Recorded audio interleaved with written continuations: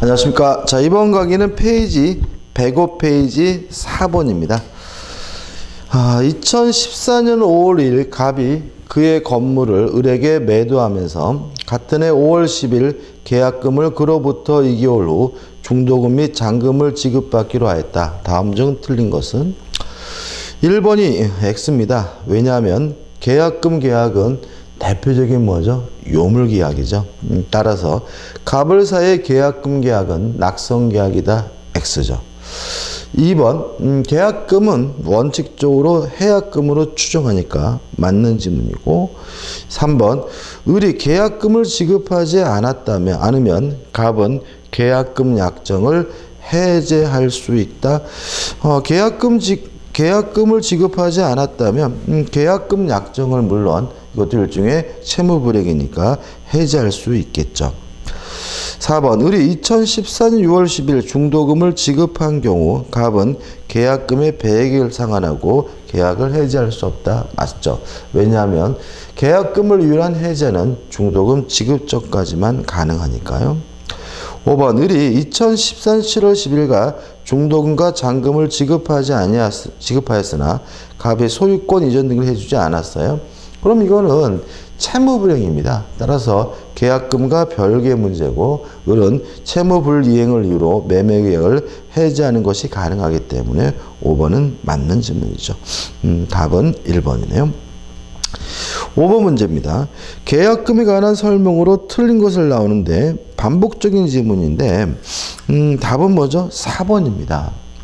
일단 토지거래 허가구역 내에서 거래하게 되면 유동종 무효 상태입니다. 따라서 이행하기 전이면 이행할 필요가 없는데, 문제는 유동종 무효 상태라 하더라도 계약금은 계약금 계약은 유효하니까 계약금을 준 사람은 포기하고 받은 사람은 배액을 상환하고 계약을 해지할 수 있거든요. 근데 문제는 뭐냐면 토지거래 허가를 신청한 것이 이행의 착수냐 요 문제인데, 우리 판례는 중도금을 지급해야 비로소 이행의 착수가 있는 것으로 보고요.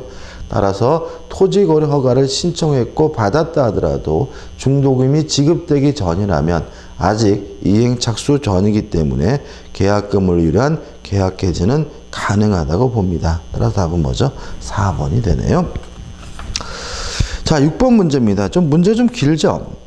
갑은 그의 X가옥을 을에게 1억 원에 매도하면서 계약처길 일에 계약금 1천만 원을 받았고 잔금 9천만 원을 그로부터 1개월 후에 지급받기로 하였다. 그리고 갑의 기책 사유로 이 매매계약 해제되면 갑이 을에게 1천만 원의 위약금을 지급해야 한다는 약정도 함께 하였다. 다음 중 틀린 거죠. 자, 이 문제 특색은 위약금에 관한 특약이 있었다는 거죠. 따라서 이제 이 계약금은 증약금적 성질과 해약금적 성질과 위약금적 성질을 모두 갖게 되는데, 문제는 위약금을 한다는 특약을 했을 뿐 이것이 손해배상 예정인지 위약벌인지는 정하지 않았어요. 이때는 손해배상 예정으로 추정이 됩니다. 틀린 것을 찾는데, 1번 계약금 1천만 원을 지급하기로 하는 갑을 사이 약정은 매매계약에 종된 요물계약이다. 맞죠? 계약금 계약은 요물계약입니다. 앞에 문제도 마찬가지지만 계약금 계약이 요물계약이라는 건 반드시 숙지해야 될 사항입니다. 2번 갑과 을이 이행행위에 착수하기 전에, 즉 중도금이 지급되기 전이라면 을은 계약금을 포기하고 계약을 해지할 수가 있고요. 3번 을이 잔금을 준비하여 등기 절차를 받기 위해 갑에게 등기소에 동의할 것을 촉구했어요. 자, 그럼 여기서 이제 문제가 뭐냐면, 이 문제의 특징은 중도금을 주기로 안 했어요. 뭐죠? 잔금만 주기로 했단 말이죠. 근데 여기서 보시면 잔금을 준비했죠. 그 다음에 등기소에 동의할 것을 촉구했죠. 이 정도는 이행의 착수로 봅니다. 따라 답은 뭐죠? 3번 이행의 착수라고 볼 수 없다는 질문은 뭐죠? X가 되는 거죠. 4번 이행행위 착수 전에 을이 해약금을 해제를 한 경우 을은 해제에 따른 손해배상 청구권을 행사할 수 없다. 맞아요. 왜 맞죠? 왜냐하면 해약금에 의한 해제는 채무불이행이 아니므로 별도로 손해배상을 또 청구할 수는 없습니다. 5번 을이 기책사유이나 매매계약이 해제되더라도 을의 위약금 지급은 인정되지 않는다. 맞습니다. 왜냐하면 문제를 다시 보시면 갑의 기책사유로 이 매매계약이 해제되면 위약금을 지급한다 라고 되어 있지, 을의 기책사유인 경우에는 아무런 특이함이 없습니다. 따라서 5번은 맞는 질문이고 답은 뭐죠? 3번이 되는 거죠. 7번 문제입니다. 갑은 자신의 토지를 을에게 매도하면서 계약금을 수령한 후 중도금과 잔금은 1개월 후에 지급받기로 약정하였다. 다음 설명 중 틀린 것을 찾는데 일단 답은 4번입니다. 왜냐하면 다시 말씀드리지만 해약금에 의한 해제는 채무불이행이 아닙니다. 따라서 별도로 또다시 손해배상을 청구할 수는 없기 때문에 답은 4번이 되는 거죠. 그 다음 이제 8번 문제부터 담보 책임에 관한 문제가 나오고 있고요. 이 담보 책임이 양이 좀 많은데 가장 핵심적인 것은 세 가지를 압축할 수가 있어요. 뭐냐 하면 악의의 매수인이 할 수 있는 거.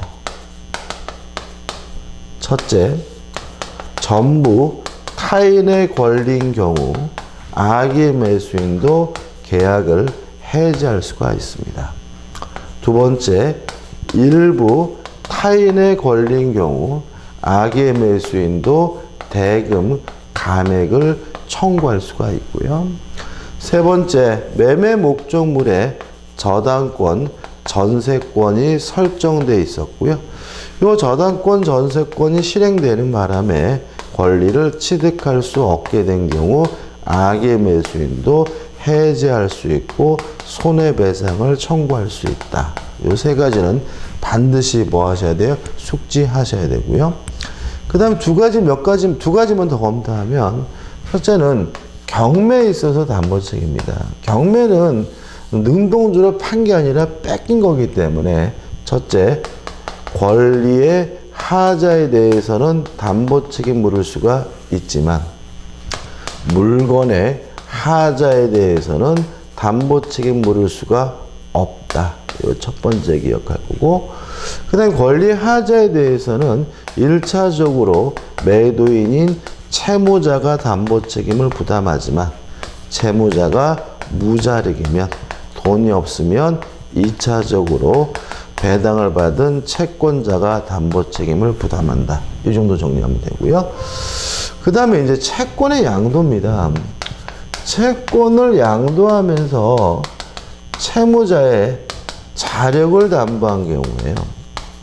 다시 말하면 채무자가 돈을 안 갚으면 내가 대신 갚아줄게. 이런 의미가 뭐냐에 대해서 원칙,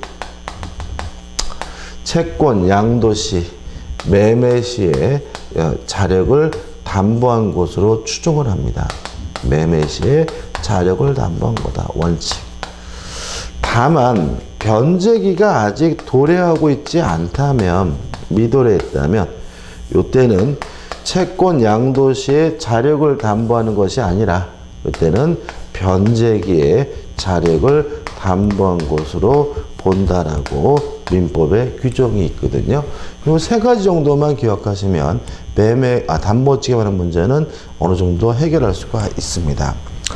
8번 문제 보시면 매도인의 담보책임에 관한 설명으로 틀린 것은 4번, 변제기에 도달한 채권의 매도인이 채무자의 자력을 담보한 경우, 그러면 원칙적으로 매매시 자력이니까 원칙적으로 매매 계약 당시의 자력을 담보한 것으로 추정한다. 맞는 지문이겠죠. 2번은 뭐 당연한 겁니다. 남의 빚 대신 갚았다면 그 돈을 달라고 당연히 뭐 할 수 있어요? 요구할 수가 있고요. 3번, 매매 목적이 된 부동산에 대항력을 갖춘 임대차가 있어요. 그러면 매수인이 그 집에 들어갈 수가 없겠죠. 사용 수익할 수가 없고 요 셋 중에 어디에도 포함되지 않습니다. 따라서 선의 매수인만 그 계약의 목적을 달성할 수 없는 경우에 계약을 해지할 수 있다. 맞는 지문이고요. 이런 3번 지문 같은 경우에는 선의 매수인은 뭐든지 할 수 있다. 그래서 선의 매수인이 할 수 있다는 것은 다 맞다라고 기억하시면 돼요. 4번 매매 목적이 권리의 일부가 타인에게 속하고 잔존 부분만이면 매수하지 않았을 경우 악의 매수인은 그 사실을 안날로부터 1년 내에 해제권을 행사할 수 있다. X입니다. 일부 타인의 권리인 경우에 악의 매수인이 할 수 있는 건 뭐만요? 대금 감액만 청구할 수 있죠. 해지할 수 없고요. 또 제척기간도 악이면 뻔히 알았으니까 안날로부터 1년일 수는 없죠. 매매 한 날로부터 1년이어야 되는데 아무튼 해지 자체를 할 수 없기 때문에 4번은 뭐죠? X가 되는 거죠. 5번 매매 계약 당시 그 목적물의 일부가 멸실된 경우 선의 매수인은 대금의 감액을 청구할 수 있다. 맞고요. 선의 매수인은 다 할 수 있다. 선의 매수인이 할 수 있다는 질문은 다 뭐죠? 맞는 질문이다. 이렇게 이해하시면 된다 그랬죠. 답은 4번입니다. 9번 문제입니다. 옳은 것을 찾는데 타인의 권리를 매도한 자가 그 전부를 취득하여 매수인에게 이전할 수 없는 경우 그러면 뭐죠? 전부 타인의 권리인 경우죠. 악의 매수인도 계약을 뭐 할 수 있어요? 해지할 수 있기 때문에 악의 매수인은 계약을 해지할 수 없다는 질문은 X가 되고요. 2번 저당권이 설정된 부동산의 매수인이 저당권의 행사로 그 소유권을 취득할 수 없게 됐다면 악의 매수인도 해지할 수 있고 손해배상을 청구할 수 있으니까 악의 매수인은 해지하고 손해배상을 청구할 수 있다는 질문은 맞는 질문이고 답은 2번이 되는 거죠. 3번 모든 손해배상은요 원칙적으로 이행이익배상입니다. 다만 계약 체결상의 과실책임과 계약 체결 전 부당하게 중도 파기한 경우만 실내이익배상이기 때문에 3번 담보책임에서 실내이익배상이다. X가 되고요. 4번 매매 목적이 된 부동산의 전세권이 설정됐다면 선의 매수인은 계약을 해지할 수는 있어요. 그렇지만 당연히 계약의 목적을 달성할 수 없는 경우에만 해지할 수 있기 때문에 4번도 뭐죠? X가 되고 5번 권리의 일부가 타인에게 속한 경우에 선의 매수인 선이면 할 수 있죠. 뭐든지. 근데 문제는 제척기간은 몰랐으니까 계약 한 날로부터 1년이 아니라 안날로부터 1년이기 때문에 5번도 뭐가 돼요? X가 되죠. 다시 말씀드리지만 선이면 몰랐으니까 안날로부터 악이면 알았으니까 매매 한 날로부터 제척기간이 시작이 됩니다. 10번 문제입니다. 갑은 을로부터 X 토지를 매수하여 상가형 건물을 신축할 계약이었으나 법령상의 제한으로 건물을 신축할 수 없게 되었다. 또한 토지의 엄으로 통상적인 사용도 기대할 수가 없었다. 다음 중 옳은 것은인데 일단 땅을 샀는데 그 땅을 못 쓴다는 것은 그 땅이 뭐죠? 하자입니다. 다시 말하면 권리의 하자가 아니라 물건의 하자, 목적물의 하자이기 때문에 답은 뭐죠? 1번이 되는 거죠. 토지에 대한 법령상 제한으로 건물 신축이 불가능하면 이는 매매 목적물의 하자에 해당한다. 만든 일본이고 답은 뭐죠? 1번이 되겠죠. 2번 X토지에 하자가 존재하는지 여부는 원칙적으로 인도시가 아니라 매매시를 기준으로 해야 되고요. 그 다음에 3번 갑이 토지가 오염되어 있다는 사실을 계약 체결 시 알고 있었어요. 자, 물건의 하자에 대해서는 매수인이 선이고 무과실해야 되고요. 따라서 악의 매수인에게는 아무것도 인정되지 않기 때문에 을에게 하자 담보 책임을 물을 수 있다는 질문은 X가 되고요. 물론 4번 목적을 달성할 수 없다면 계약 해지할 수가 있고 5번 물건의 하자는 제척기간이 6개월입니다. 따라서 안날로부터 1년이 아니라 안날로부터 6개월 내야 되겠죠. 답은 뭐죠? 1번이고 결국 이것도 결국은 개념입니다. 건물을 못 짓게 됐다 또는 토지가 오염됐다. 당연히 뭐죠? 물권의 하자는 우리가 충분히 이해하시라고 믿고요. 그 다음에 물권의 하자에 대해서 매수인이 선이고 무과실어야 담보책임 물을 수 있다. 악의 매수인이 인정되는 것은 뭐죠? 요 세 가지밖에 없습니다. 11번입니다. 갑은 경매 절차에서 저당 목적물인 을소유 엑소토지를 매각받고 그 소유권 이전 등이 경료되었다. 틀린 거죠. 자, 경매가 나와 있으니까 권리의 하자에 대해서만 담보책임 물을 수 있다. 물건의 하자에 대해서는 담보책임 물을 수 없고요. 1차적으로 채무자가 부담하지만 채무자가 무자력이면 누가요? 2차적으로 배당을 받은 채권자가 부담합니다.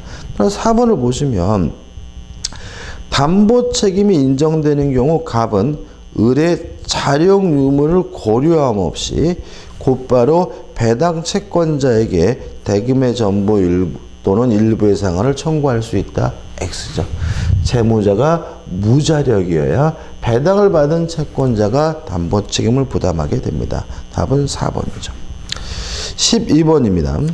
경매를 통해 X건물을 매수한 갑은 매각 대금을 완납하지 않고 X건물을 을소유 Y이며 교환하기로 을과 약정하였다. 다음 전 틀린 것인데 1번 갑과 을 사이의 교환 계약은 유효하게 성립한다. 왜냐하면 아직 매각 건물을 대금을 완납하지 않았기 때문에 갑이 소유권이 없습니다. 그래도 타인 소유물의 매매 계약 또는 교환 계약은 유효하기 때문에 1번은 뭐죠? 맞는 질문이죠. 2번 갑은 을에게 X건물의 소유권을 이전할 수 없을 경우 선이 을은 손해배상을 청구할 수 있다. 맞죠? 선이면 다 할 수 있다. 3번 X건물과 Y 이면의 가격이 달라 을이 일정한 계약의 금액을 보충하여 지급할 것을 약정했다 때는 매매계약이 성립한다. X입니다. 왜냐하면 보충금을 지급하기로 했다면 그거는 그냥 뭐예요? 교환계약입니다. 다시 말하면 호박에다 줄 긋는다 그래서 호박이 수박으로 바뀌는 건 아니거든요. 답은 뭐죠? 3번이 되는 거죠. 4번 매각 대금을 완납한 갑이 을에게 X건물의 소유권을 이전한 경우 갑은 X건물에 대하여 X건물의 하자에 대하여 담보 책임을 진다. 맞나요? 맞죠? 이 조심할 게 뭐냐면 요거는 경매에 있어서 담보 책임이 아니죠. 갑이 경락을 받아서 을한테 뭐 한 거죠? 판 거니까 일반적인 매매니까 물건의 하자에 대해 당연히 담보 책임을 물을 수가 있겠죠. 5번 을이 시가보다 높은 가액을 A 이면 시가로 고지한 때 이게 사기일까요? 우리가 사기에서 배웠지만 단순히 높은 가격을 부른 기망은 위법하지 않기 때문에 사기가 아니거든요. 따라서 갑은 사기를 이유로 교환계약을 취소하지 못한다는 질문도 맞죠. 답은 3번이 됩니다. 자, 13번입니다. 환매에 대해서 시험 문제가 당시에 작년에 출제했는데 어려운 건 아닙니다. 일단 환매에 있어서 가장 핵심적인 것은 뭐냐 하면 환매는 동시에 해야 된다는 점입니다. 뭘 동시에 하냐면요. 계약도 동시에 해야 되고 환매에 관한 부기등기도 동시에 해야 되고요. 그 다음에 두 번째는 기간의 제한이 있는데 환매 목적물이 부동산인 경우에는 아무리 길어도 5년, 동산의 경우에는 아무리 길어도 3년, 요 5년, 3년을 초과할 수가 없고요. 중요한 것은 연장 자체도 금지하고 있다는 점이죠. 따라서 요 정도가 환매의 가장 핵심적인 문제고요. 작년에 원래 환매는 잘 안 내는데 작년에 내긴 했지만 그렇게 어렵진 않아요. 1번 보시면 부동산에 대한 매매 등기와 동시에 환매권의 보류를 등기하지 않더라도 제3자에게 대항할 수 있다. 물론 뭐죠? X입니다. 다시 말하면 부동산에 대한 권리라면 부기등기, 등기해야 제3자에게 대항할 수가 있겠죠. 2번 환매특약은 매매계약과 동시 계약도 동시에 해야 되고요. 3번 부동산은 몇 년이죠? 5년을 초과할 수 없으니까 7년으로 정한 때에는 5년으로 뭐가 돼요? 단축이 되고요. 4번 관습상의 법정지상권이죠. 요건이 뭔가요? 건물이 존재하고 건물과 토지 소유자가 같았는데 일정한 사유로 달라지면 관습상의 법정지상권이 발생하잖아요. 그러면 건물이 존재해야 되는데 4번 보시면 환매 등기가 격려된 나대지예요. 그러면 환매 등기가 될 당시에 뭐가 없었습니까? 건물이 없었기 때문에 관습법상 법정지상권 발생하지 않고요. 5번은 한번 읽어보시면 되겠죠. 14번입니다. 갑은 자신의 2억 원 상당의 건물을 을에게 토지와 교환하는 계약을 체결하면서 을로부터 1억 원을 보충하여 지급받기로 하였다. 다음 설명 중 틀린 것은? 일단 교환 계약에 대해서는 매매에 관한 민법 규정이 그대로 준용이 됩니다. 만약에 교환에 대해서 문제가 나오는데 좀 까다로운 것 같아요. 그러면 문제 푸는 요령은 교환을 매매로 바꾸면 돼요. 간단합니다. 그러면 2번 갑과 을은 특별한 사정이 없는 한 서로 하자담보 책임을 지지 않는다. X죠. 왜요? 매매는 하자담보 책임을 지지 않는다는 질문은 당연히 뭐죠? X가 될 테니까. 답은 뭐죠? 2번이고 한번 보시면 되겠죠. 넘기셔가지고 15번입니다. 갑은 자신의 X건물 을에 Y토지와 교환하는 계약을 체결하면서 을에게 8천만 원을 보충금을 지급하기로 약정하였다. 다음 중 틀린 것은? 1번 갑과 을의 교환계약은 서면으로 작성할 필요는 없다. 맞겠죠. 왜냐하면 우리 민법은 다 뭐예요? 불요식행위니까요. 답은 뭐죠? 2번입니다.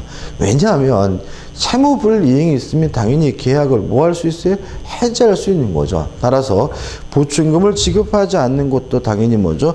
채무불이행이니까 해지할 수 있고 답은 뭐죠? 2번이 되는 거죠. 그 다음에 3번 질문은 이행부담이죠. 위험부담 문제죠. 위험부담. 따라서 위험부담 문제는 원칙적으로 채무자가 부담하고 쌍방 모두 이행할 필요가 없는 거니까 Y토지 인도를 청구하지 못한다. 맞는 질문이고요. 4번은 뭐죠? 담보 책임이죠. 저당권 실행으로 권리를 취득할 수 없게 된 경우는 악의 매수인도 계약을 해지할 수가 있고요. 5번은 어떤 이유든지 간에 원상 회복해야 되는 관계는 뭐죠? 동시이행 관계다라는 거 우리가 생각해 보시면 되겠죠. 자, 이제 우측에 임대차에 관한 문제들이 나오고 있죠. 1번 임대인과 임차인 모두에게 인정될 수 있는 권리는? 2번 계약 해지권이죠. 자, 계약을 해지할 수 있는 사유가 교재 밑에 나와 있지만 임대인이 하는 건 두 가지죠. 임차인이 이익의 차임을 지급하지 않거나 또는 무단으로 양도 전대한 경우는 임대인이 해지하고요. 또 임차인이 해지하는 경우도 있습니다. 임대인의 보존행위 때문에 목적을 달성할 수가 없거나 또는 일부 또는 전부 멸실로 인해서 임차인이 목적을 달성할 수 없는 경우는 임차인이 임대차 계약을 해지할 수 있습니다. 따라서 둘 모두에게 인정되는 것은 답은 뭐죠? 2번이고 나머지 것들 1번 임차권은 임차인에게만 인정되고 3번 보증금 반환 채권은 누구한테요? 임차인에게만 인정되겠죠. 4번 비용 상환 청구권도 물론 뭐죠? 임차인에게. 5번 부속물 매수 청구권도 임차인에게만 인정되는 거죠. 답은 2번입니다. 2번 일시 사용을 위한 임대차에서 인정되는 권리. 일단 일시 사용을 위한 임대차는 가장 대표적인 것이 뭐죠? 여관방에서 하룻밤 잤을 때, 펜션에서 2박 3일 묵었을 때 이런 거 생각하시면 됩니다. 그러면 우리 민법에서 나오는 매매에 관한 민법 규정이 다 적용되지 않습니다. 그렇지만 필요비 상한은 청구할 수가 있거든요.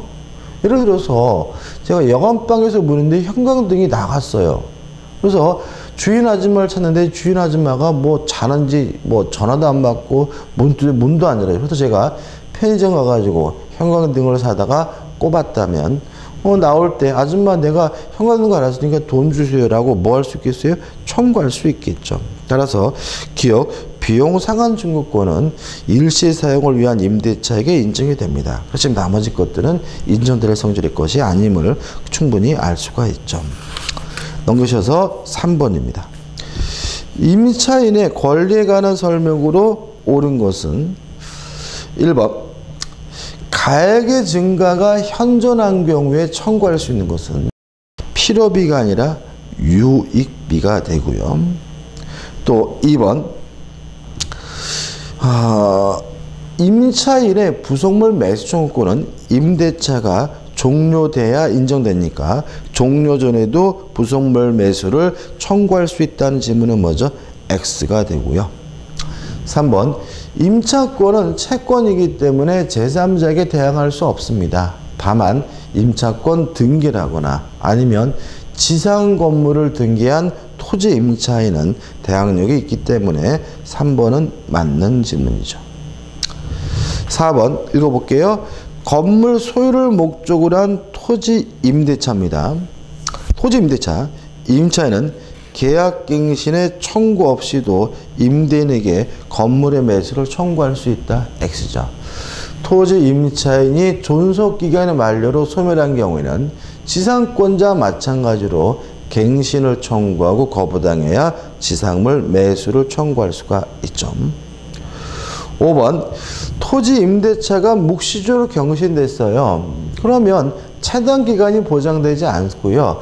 존속기간의 약정이 없는 것으로 바뀌기 때문에 임대인이나 임차인이나 언제든지 자유롭게 해지 통보할 수가 있기 때문에 5번은 뭐죠? X가 되는 거죠. 4번 문제입니다. 갑은 건물의 소유를 목적으로 X 토지를 임차하여 그 위에 Y 건물을 신축한 후 사용하고 있다. 다음 설명 중 틀린 것은? 자, 토지 임대차인데 일단 토지 임차인도 지상권자와 마찬가지로 지상물 매수청구권 인정이 됩니다. 물론 그 지상물 건물이 무허가든 미등기는 따지지 않기 때문에 1번은 뭐죠? 맞는 지문이 되겠죠. 2번 차임을 지급하지 않았다는 이유로 임대차 계약을 해지하 당한 경우는 물론 지상물 매수로 청구할 수는 없고요. 3번 임대차 기간에 약정이 없어서 임대인의 해지 통고로 소멸한 경우는 지상물 매수를 청구하는 것이 가능하고요. 4번 대항력을 갖춘 갑의 임차권입니다. 그러면 갑은 자신의 임차권을 가지고 제3자에게 대항할 수가 있습니까? 제3자, 토지의 양수인에게 지상물 매수를 청구하는 것이 가능하겠죠. 5번이 답인데 5번 자, 지상에 있는 건물은 그것이 무허가 건물이든 미등기 건물이든 아니면 임대인 입장에서 아무런 경제적 가치가 없는 건물이든 당연히 지상물 매수를 청구할 수 있는 겁니다. 따라서 그 Y 건물에 근저당권이 설정되어 있다 하더라도 지상물 매수를 청구하는 것이 가능하기 때문에 5번 갑이 Y 건물에 근저당권을 설정한 경우 임대차 기간이 만료하면 갑은 을을 상대로 지상물 매수 청구권 행사할 수 없다는 질문은 X고요. 답은 뭐죠? 5번이 되네요. 자, 이번 강의는 여기까지 하고 다음 강의 때 이어서 들어가도록 하겠습니다. 감사합니다.